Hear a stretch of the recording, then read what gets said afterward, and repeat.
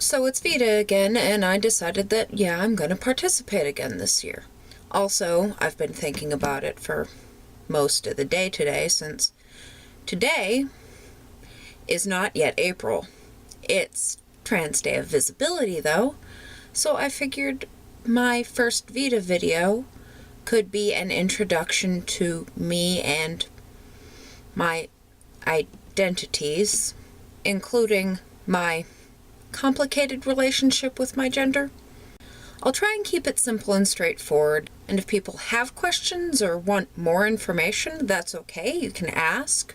But long videos when you're awkward at vlogging is not a good idea. So let's start with I'm Candace.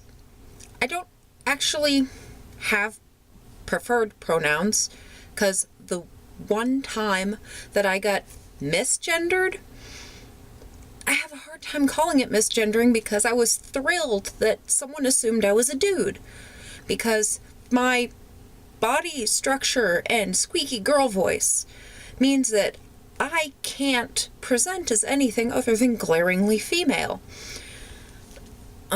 Even if that's not how I see myself. It makes it very difficult for anything else to register.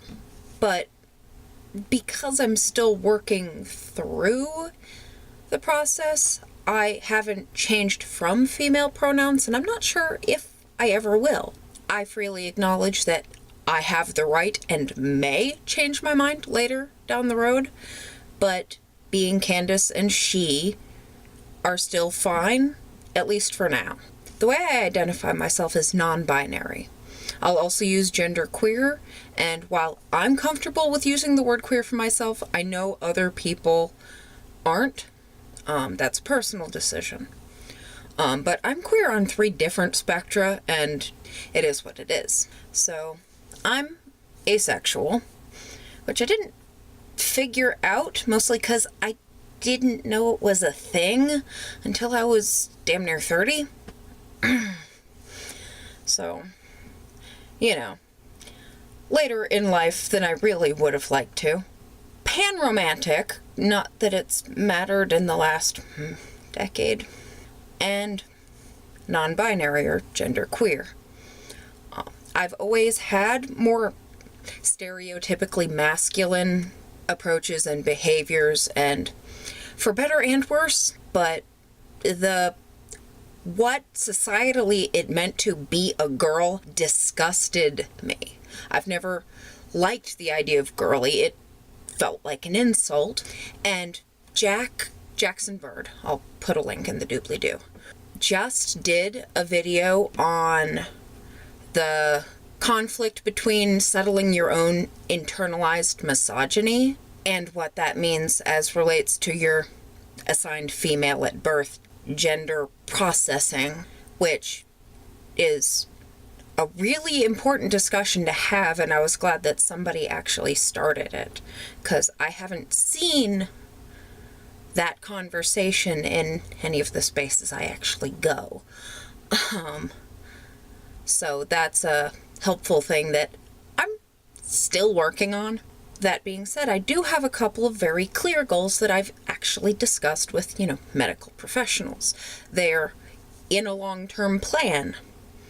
I went to a reproductive endocrinologist. I get to go back and see him again May. Little over a month. I've talked to him about low-dose T and top surgery, both of which I know I want. I ended up having hypothyroidism. So, in the spirit of settling one endocrine issue at a time, we're making sure that that's well regulated with medication, which, based on my last blood test, it is. But we've only done one. So we'll end up touching base on that and then talking about if and where we go from there. The thing that got me thinking about talking about this in a video was someone actually asked me about pronouns. Actually, he apologized because he wanted to make sure that he hadn't misgendered me. But that was the first time that it happened. And my response to him was that I hadn't really settled that myself. I'm still having my own issues with seeing myself as other than she because of the squeaky girl voice, they really need to go, because of my own internalized issues. But my struggle with imagining my own gender complexly doesn't mean I shouldn't still talk about it, because that was part of what I liked about Jack's video so much, was that that's a source of internalized conflict that doesn't tend to get talked about. I'm still trying to acknowledge that I do not fit in this gender box that society has tried to lump me in, and for multiple reasons I do not fit.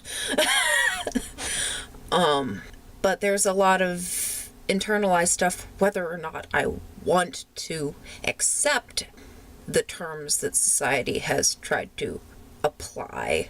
That doesn't mean it's not part of that mental process. So for the very few of you who will actually watch this, if you've got any questions, feel free to put them in the comments below. I will answer them unless they're like really rude and inappropriate, and then I'll just delete them because I will.